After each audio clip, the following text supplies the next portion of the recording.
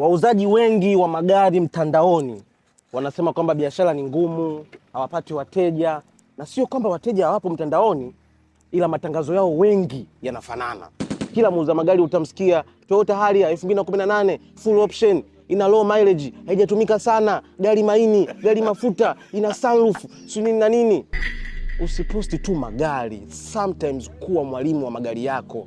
Matangazo yako yawe educated content. Mfano kwenye video zako za matangazo ukaanza mambo matatu ya kuzingatia kabla hujanunua Toyota Crown mtandaoni, ukafundisha pale.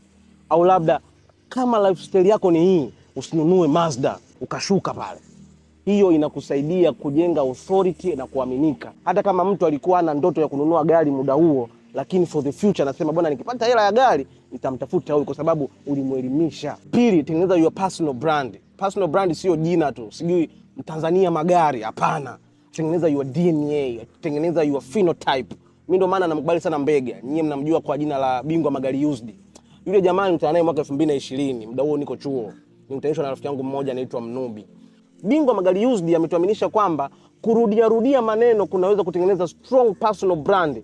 Gari milioni 80 na laki 8 tajiri. Gari milioni 20 na laki 8 tajiri. Milioni 50 na laki 8 tajiri. Kwa sasa hivi mtu akisikia na laki 8 tajiri, anajua bwana, huyu bingwa magari used.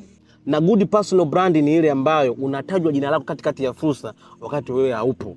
Na matangazo mazuri ya kibiashara ni pale ambapo unataja neno moja mara 1000 na sio kutaja vitu 1000 mara moja. Lakini pia tumia behind the scene technique. Mfano wewe ni muuza magari, umepata mteja mkoani, mteja amelipia gari, anataka aletewe mkoani. Wakati unajiandaa na safari pale, anza kushuti content yako pale.